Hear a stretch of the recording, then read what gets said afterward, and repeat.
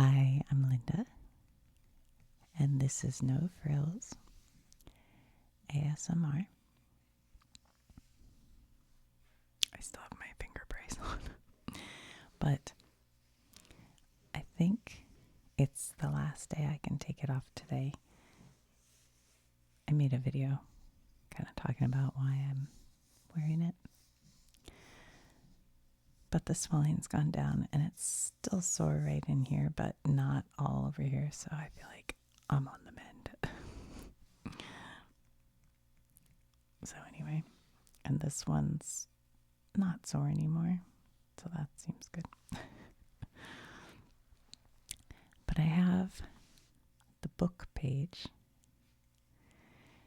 This is, somebody asked last time, actually it was Tina at Chemos and ASMR, I think. She asked where I got this. Our library has these sitting at the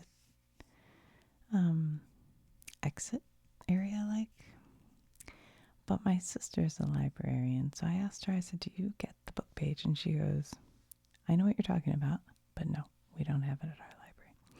So I don't know if you can get it at your local library or not. But it's kind of nice. It's just like a little, I don't know, magazine that has books you might want to read. So it says Spring Shudders. Prepare for goosebumps. May reads tease Halloween early, including The Haunting Japanese Gothic by Kylie Lee Baker, and a deep dive into the world of Stephen King. What's going on with spooky season being in May? Because right now I'm watching on Apple TV Widow's Bay. Is that what it's called? It's got Stephen Reese. I think that's his name. I don't know anything, obviously. But boy, do I like that show. It's a goodie. It's spooky, spooky. And then there's that new movie coming out, or it's already come out, I guess, with Adam Scott. Hokum, I think it's called. I want to go see that, but it looks scary. It's like set in Ireland. It was filmed in Ireland, too. I can't wait. Tell me if you've seen that. I think it's going to be good.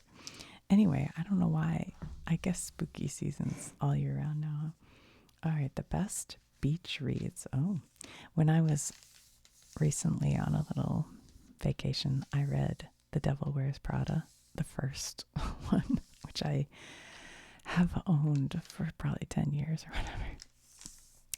So I finally read it and then watched the movie. That was all fun. All right, Body Count, Death on the Lanai, Wish Upon a Star, The Introvert's Guide to Kissing in Europe, Mr. Yeh, Thrall, which looks like a vampire, and The Alchemy. No, The Alchemary. Alchemary. Oh, I don't know about that. All right, let's see what we have here. Great books for every reader. Words to breathe by. I want to get to the spooky ones. What does this mean for every reader? I guess it means any age, because look, they have Alpaca Ranch Fun, St. John the Ambulance Cat, The Yellow Diamond, The 5 Major Stressors to Your Body. What does it say? I cannot see that. Hold on. We need the handy dandy magnifying glass. The 5 major stressors to your body. Even with my magnifying glass, I can't read that. Discovering the sources of hidden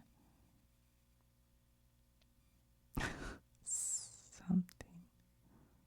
Oh my gosh, I cannot read that. It's way too small. Oh, all right. May's hit releases. What are the hit releases? Our Perfect Storm. Abandoned by her fiancé just days before her wedding, Frankie is lost. Ooh, Frankie. kind of like that name. From my son got a little, not a little, but a kitty cat. She's a grown cat. That's how I have it. But she has a name, but they're not in love with the name. So, but I think Frankie would be cute. Anyway, but when her childhood best friend George offers to take her on a honeymoon anyway, tensions rise, putting their tumultuous friendship to the test. Okay. It's funny because Frankie is cute, and I was thinking of Georgia and calling her George. Not that it's my cat to name, just suggestion. The things we never say. After discovering a momentous secret, Artie Dam must reevaluate everything about his peaceful life, reflecting an alienation felt by many in this chaotic modern era. Okay, Elizabeth Strout wrote that. That sounds familiar, that name. A Parade of Horribles. The 8th installment of the Dungeon Crawler Carl series promises to thrill and entertain as Carl and Donut compete in vehicular races with unusually straightforward rules. I've never heard of that. David Sedaris, The Land and Its People Essays. I feel like years ago I read a book by David Sedaris. It's been a long time. I can't even remember what it was called. David Sedaris, Happy Go Lucky, maybe that was it, returns with another collection that celebrates the art of noticing. These essays span borders, depicting a variety of relationships to investigate the pains and the joys that come with living. Give Them Flowers by Octavia Spencer. She's an actress. In her new memoir, Octavia Spencer offers readers a glimpse into the network of brilliant and generous Hollywood women who made her journey as an award-winning actress possible. And then Phoebe Berman's Gonna Lose It. Podcaster and comedian Brooke Averick makes her authorial debut with Phoebe Berman's Gonna Lose It, following a woman on the brink of 30 with one major goal, finally losing her virginity and maybe finding love. Okay. Okay. What do we have here? The Secrets of the Abbey. The Kindness of Strangers. John Connolly, A River Red with Blood. One time my husband and I thought about writing a novel called A River Red, but we never did it. A Violent Masterpiece. Oh my. John Connolly, A River Red with Blood is number 23 in the Beloved series, featuring Maine private detective Charlie Parker. Oh, it's a lot of authors write like a whole series of books, sort of following one detective in different cases. I think that's common, right? A Hymn to Life, A Good Animal, Language as Liberation by Toni Morrison. Your next adventure awaits. Anything here I want to read? Where is the spooky? Where Monsters Meet. Studying Stephen King's archives helped author Carolyn Bick assess her own secret storage room of fears. You know, Stephen King wrote, well, obviously he's written a lot of books, but he wrote one. I feel like it was called like, gosh, I can't remember. Writers on Writing or no. That's not it. That was a different book. I don't remember, but it was about his writing, like how he writes.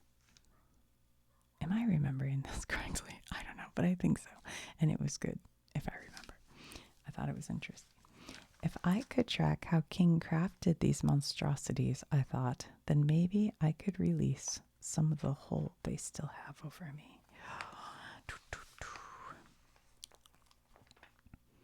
Add this to one of the coolest jobs ever list. In 2017, Shakespeare scholar and author Caroline Bix was named the University of Maine's very first Stephen E. King Chair in Literature.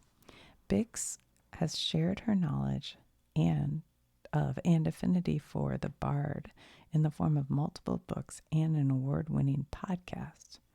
In Monsters in the Archives, My Year of Fear with Stephen King, she celebrates the king of horror and shines a light into the dark corners of 5 of his early works: Pet Sematary, The Shining, Night Shift, Salem's Lot, and Carrie.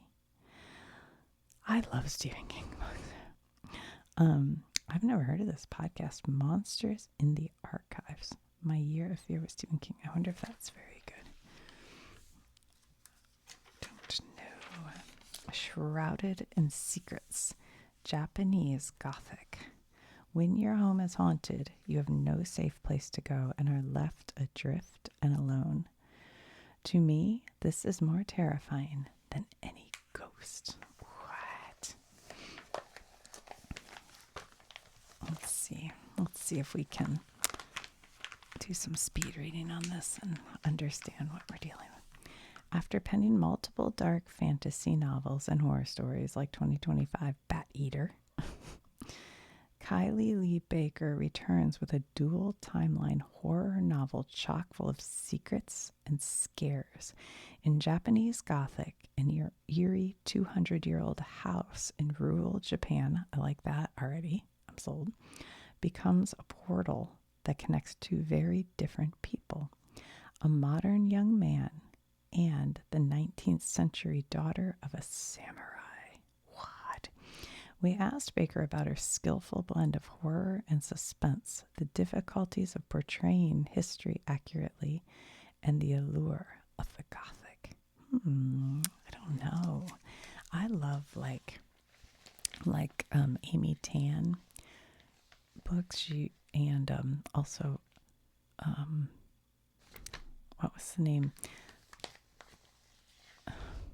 Oh, goodness gracious.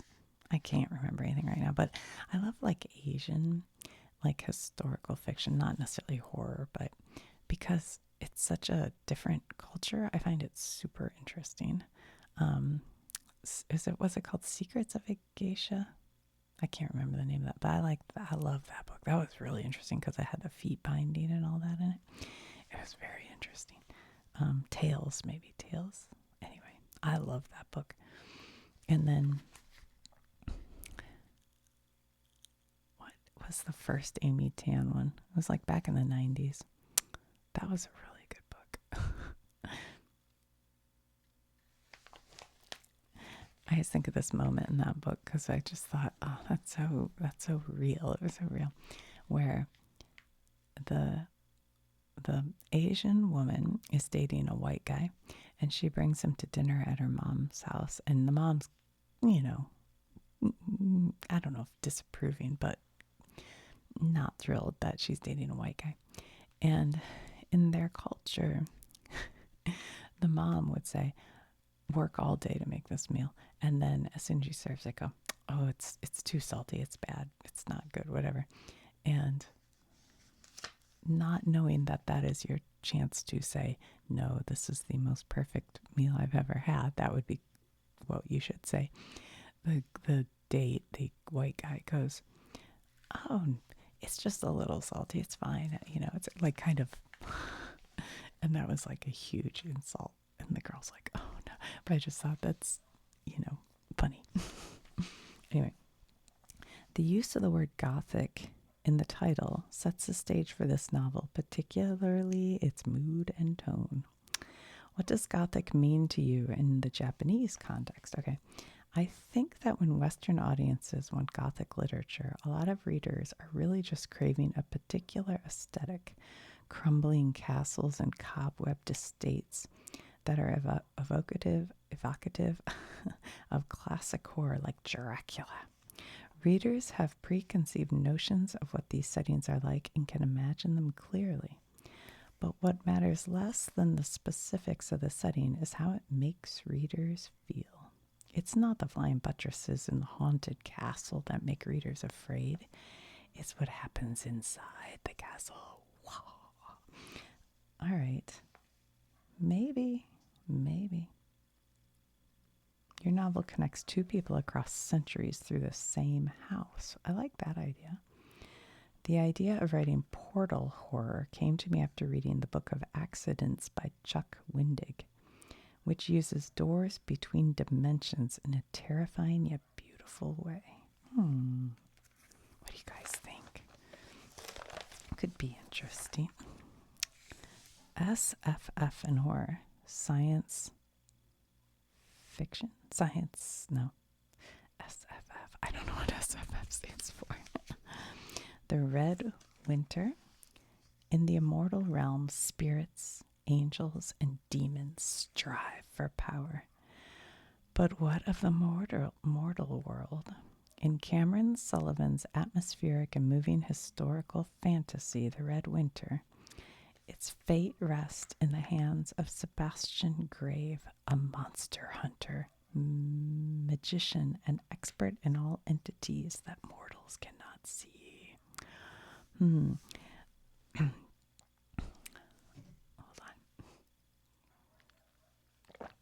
on. The somewhat wicked witch of Brigandale. In her funny, breezy, and charming fantasy novel, The Somewhat Wicked Witch of Brigandale, C.M. Wagner posits that a witch's wickedness hinges on one thing: intent. Okay.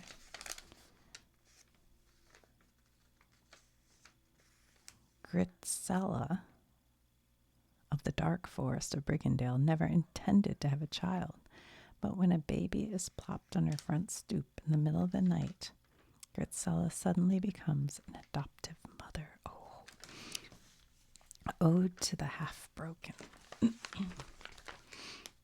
For a retired battle robot, that makes me think of Murderbot. Have you guys watched any of that show? Who has spent the past several decades in a peaceful self-isolation, waking up with one leg missing was quite a shock. Oh, there you go. Family Tie. Ooh, yummy. Chef Arnold Meant and Kat Thompson show that Thai cooking can be fun. Yum. I like Thai food. A Montreal cook. Leslie Chesterman highlights food harvested from Montreal's vast culinary ecosystem. Okay. Oh, finally. Oh, some neighbor of mine got a dog. And I may have already told you guys, but I think they go to work and the dog just barks all day long. And it makes me feel kind of bad for it, but also drives me crazy. I'm like, just stop barking. And I don't know whether to go over there and like tell them, like, just so you know, your dog is miserable all day, or if they'll take that as me like, I mean, it's a little above. But anyway, cat. I mean, I'd want to know, I think. Cat is not only full of cat-like objects, cat shapes, cat cakes, Japanese woodblock print cats, cat face swimsuits. It also proves that cats have always been everywhere. $50. Freestyle. A great interior designer can appear to have why is this word eluding me right now? Preternatural. Anyway, spatial intelligence and instincts about color that seem inaccessible to the ungifted. Yeah. The compact garden. This kind of Toronto-based husband and wife team of urban gardeners, Marv and Shar Lopez, bring the careful attention needed to tend a small garden. I've been watching a show on Netflix with Zach Galifianakis, where he just kind of talks about gardening. It's only a little bit about gardening. He talks to kids and stuff. It's very relaxing. If you're ever like have just watched Widow's Bay or something, you need to chill. That's a very chill show. But it's kind of interesting. Below the Surface, Tara Menyon's piercing debut novel, Underwater, reflects her reverence for the natural world and the creatures we share it with. Oh, it sounds nice. Make an entrance. 6 first-time novelists burst onto the scene with books that push the envelope. Abundance is a family drama set in Miami, where Sakina and Ramzan are the proud owners of a successful Dunkin' Donuts, which has sustained them through years of financial challenge. But when Sakina is diagnosed with a rare, fatal liver disorder, she is reluctant to pursue a transplant. Her argument is that any intervention compromises her belief in Nasib, the Muslim concept of destiny. Oh, that's interesting. Desperate to save his wife, Ramzan calls on his 3 adult children to convince their mother to take the only chance possible to prolong her life. Interesting. Okay, I like that because I don't know much about Muslim culture, really. So I bet that would be an interesting, little view into. Thomas Elrod, the franchise. Somewhere on the island of Madeira, actors bring the cinematic universe of the Malakarn to life, producing blockbuster after blockbuster for a profit-minded film studio based thousands of miles away. There's only one catch. Most of those people don't know that they're acting. It's kind of like a Truman Show. Some stars are paid actors who have voluntarily buried their own memories and personalities under implanted fake ones. Others were born on the island, raised their entire lives to believe that the Malakarn is the only reality. A few actors know the truth, but they lack the power to do anything more than manipulate the show's organic storylines from the shadows. Okay, kind of interesting. I feel like I've seen that in Truman Show, but also Stephen King. The Dome. I read that book. It was a good book. Seems sort of like that, but this is a little different. So. T. Kira Madden. The line between capitalizing on or uplifting survivors of sexual abuse is the heart of Whibley. That sounds too dark. We'll skip that. Leave Your Mess at Home. In Leave Your Mess at Home, Tolani Akinola introduces the Long siblings, 4 second-generation Nigerian-American immigrants who must each confront how well or poorly the quest for the American dream aligns with the reality of their life. Interesting. Harriet Clark wrote The Hill, Coming of Age. What? Oh, that's a coming-of-age type of story, I see. Obstacles, both literal and figurative, are the heart of The Hill. An uncommonly empathetic debut novel by Harriet Clark. The story of a decade in the life of a young woman growing up with a mother in prison adds welcome complexity to traditional narratives about maternal relationships and shows the damage that incarceration can wreak upon a family. Interesting. Prestige drama is the name of it. Ooh, I like this one's in Ireland. It says, in Derry, Northern Ireland, gossip swells when it's announced that a television series will be filmed in the city. Dead City, a work of historical fiction capturing life during the troubles of the 1970s and starring the uber-famous American actress Monica Luge. Wait, wasn't that the name of the family? Hold up.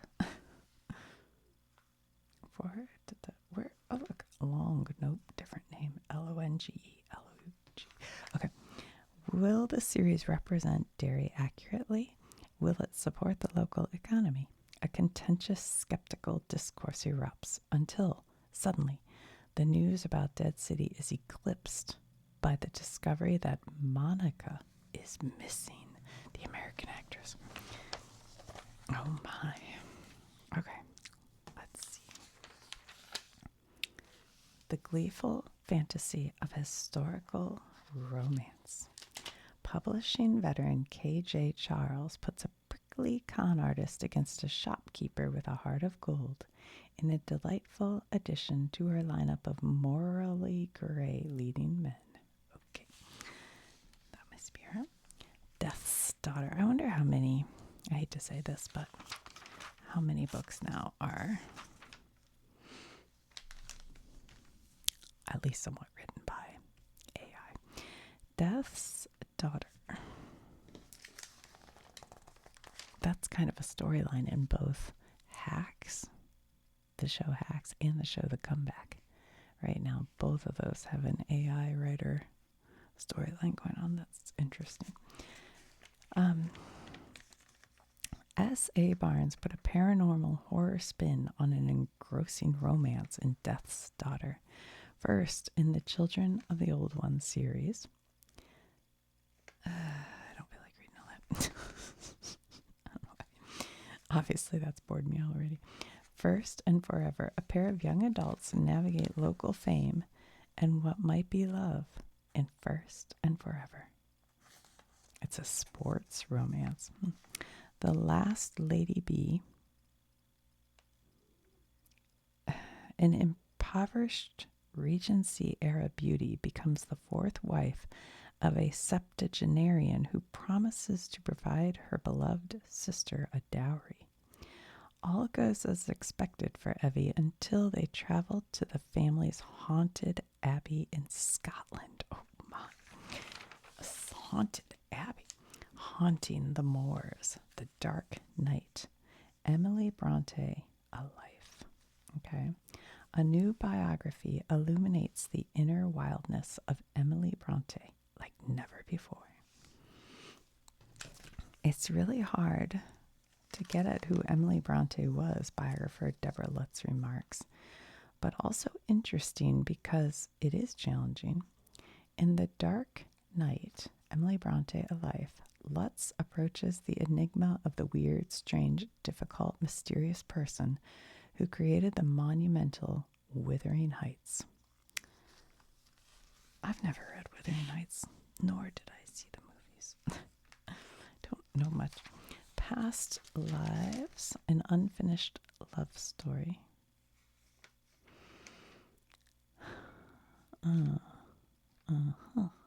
Chasing Hope, a reporter's life.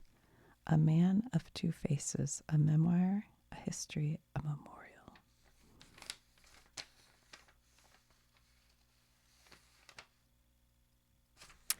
Okay. Dear Monica Lewinsky.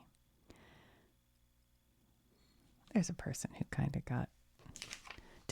she definitely got mistreated by everyone, I think, at the time.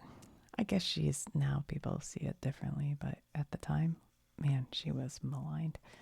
Julia Langbine's Bean's second novel opens with A Life of Saint Monica. Monica Lewinsky was born in 1973. Oh, what?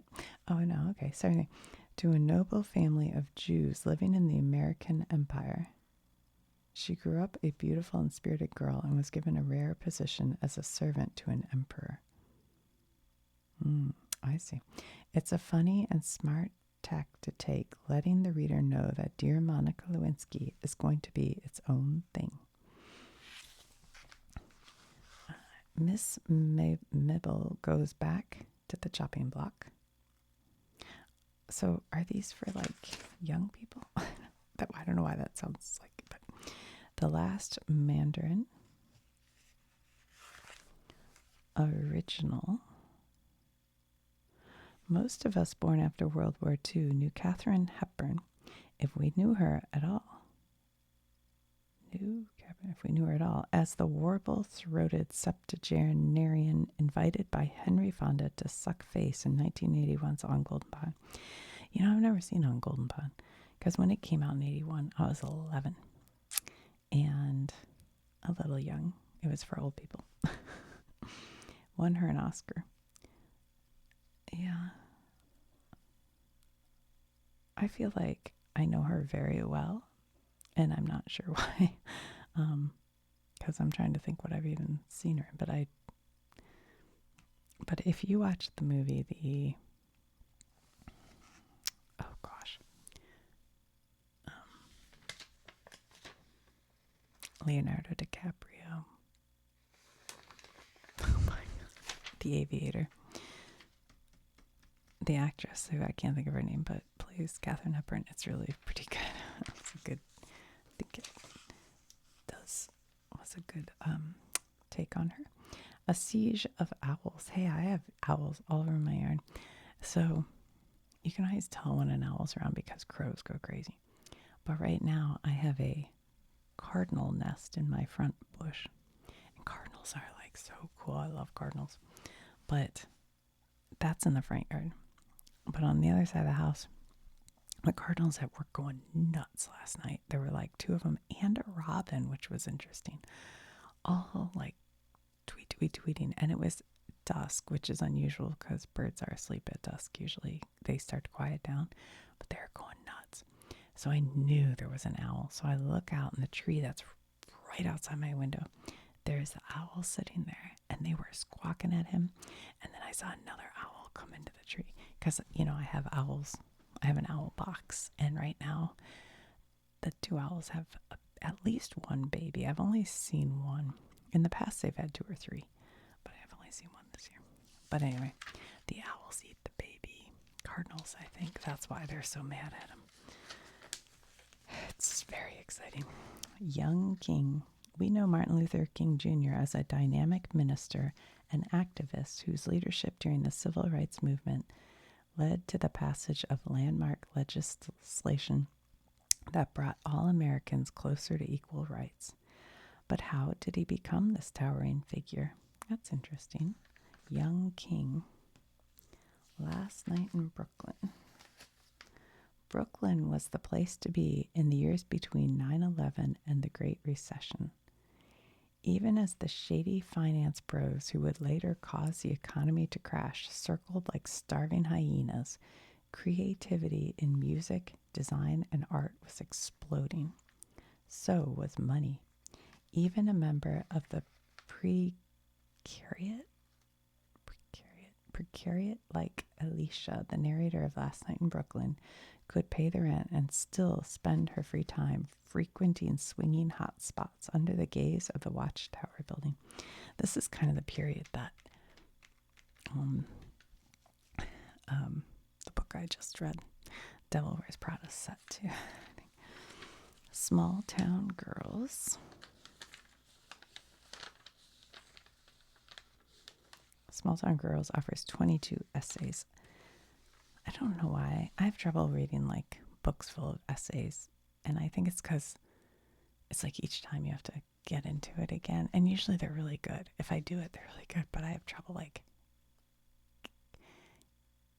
if you start a novel, you get into that novel and you want to go back to it, But an essay, if you finish one, you're like, it's harder for me to, I don't know. Migrant Heart. Essays about things I can't forget. I bet that's interesting. The writer, educator, and activist remembers a friend declaring her the queen of misery after reading her first memoir, The Distance Between Us, a recounting of the author's impoverished childhood as the daughter of migrant parents. Meant as a compliment, the comment still struck Grant, questioning the effect that constantly mining her trauma for material had on her mental health. She thought of Sherman Alexie's wish that writers would come to realize there was beauty in your prison too. Wow, that almost made me cry.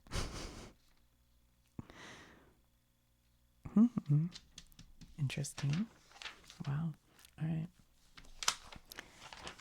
I always try to think that even when you have really bad stuff happen, not the like everything happens for a reason, because I don't believe that. Some shit just happens for shitty reasons, but you got to try to find the positive and like anywhere you can.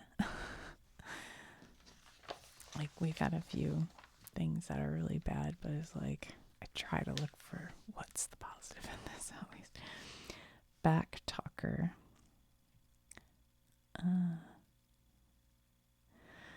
Kimberly Williams Crenshaw, the legal scholar who established the legal framework of critical race theory and the concept of intersectionality, has never been afraid to speak truth to power.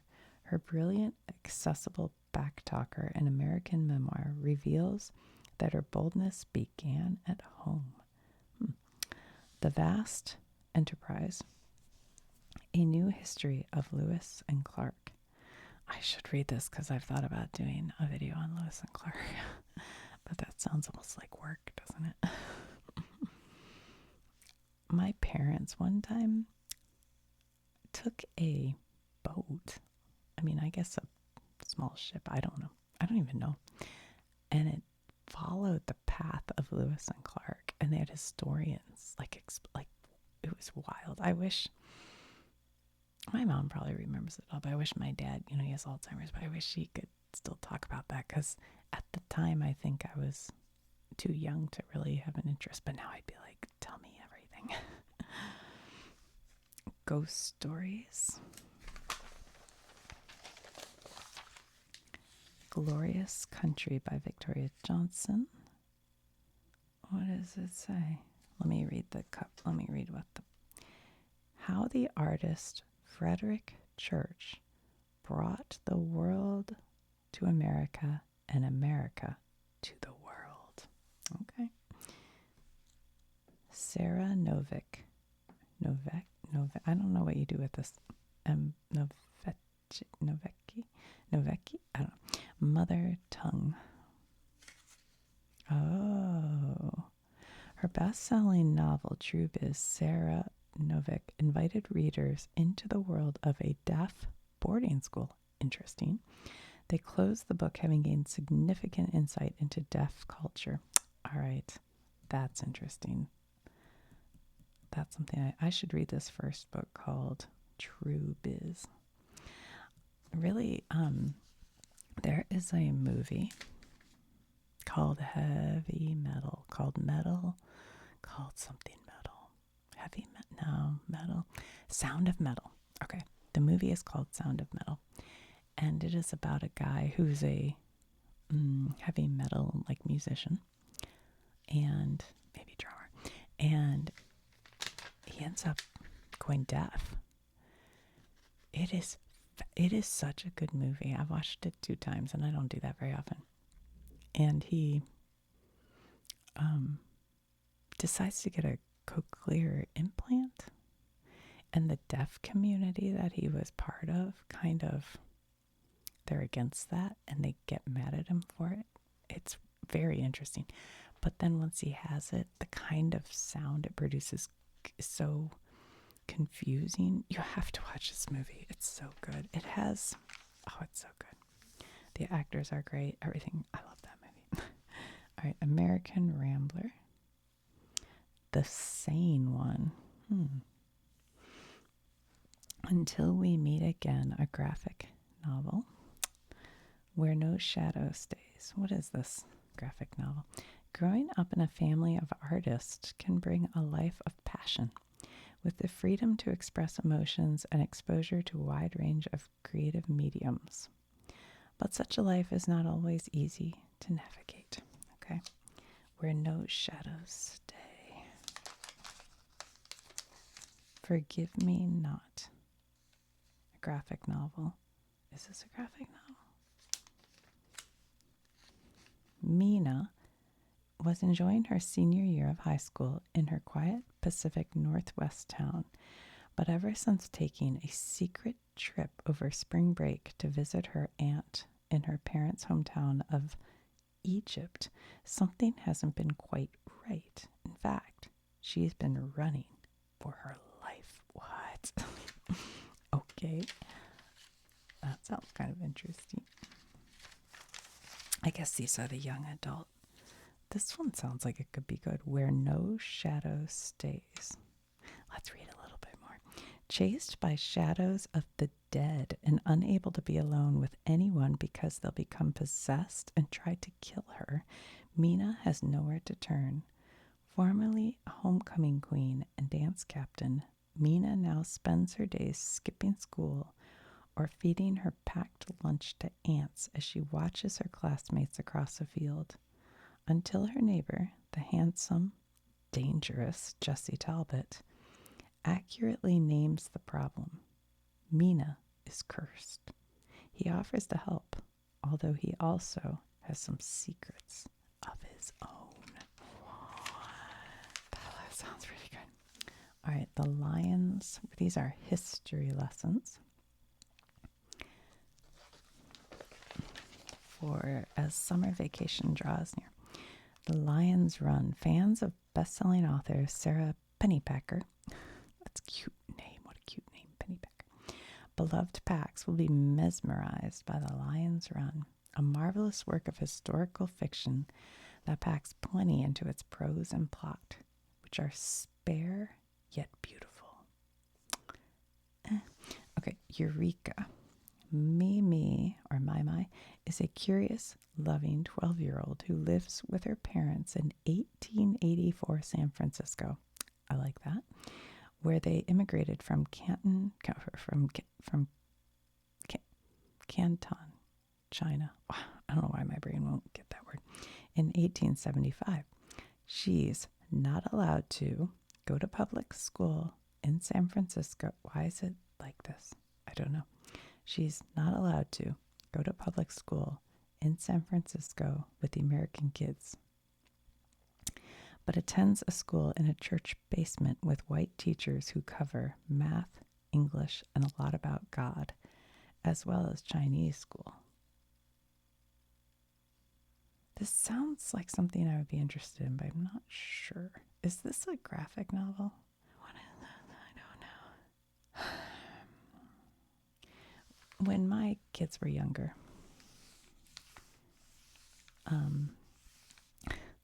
I don't know why I'm telling this. This has nothing to do with any of this. But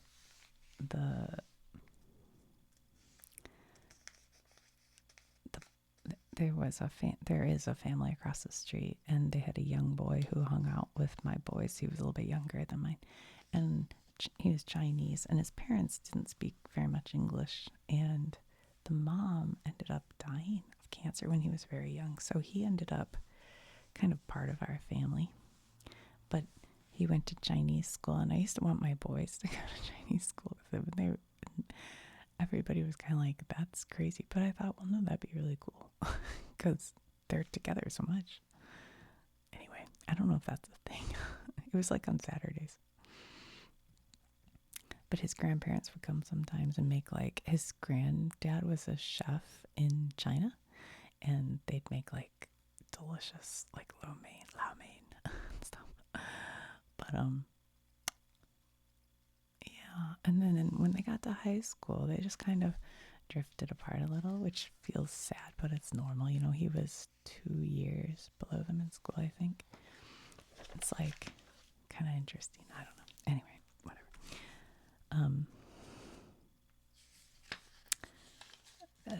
I don't know how to say this word. The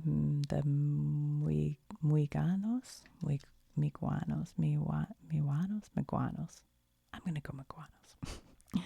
When a little bunny named Julia and her family, Mama, Papa, and 2 younger siblings, go to the National Museum of Anthropology in Mexico City, something major happens under the gaze of the sun god at the center of the massive Aztec calendar stone. Okay, that's fun.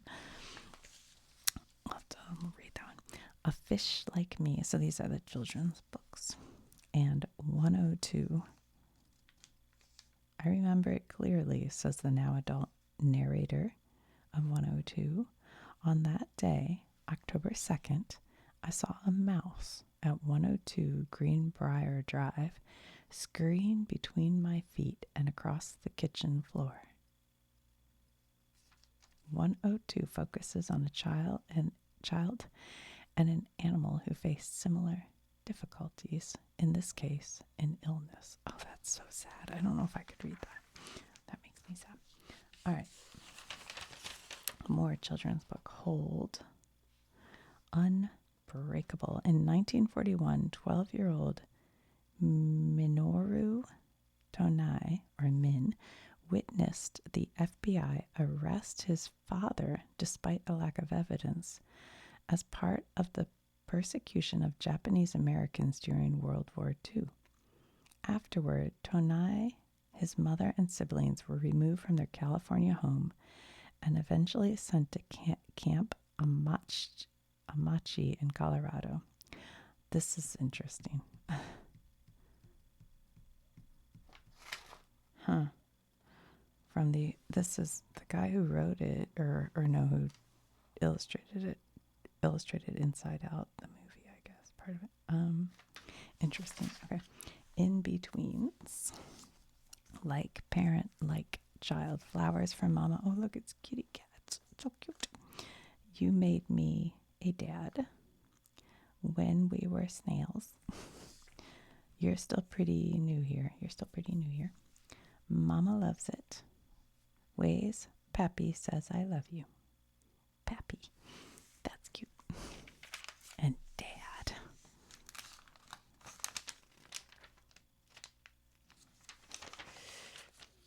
BookPage. The kitty cat with the book.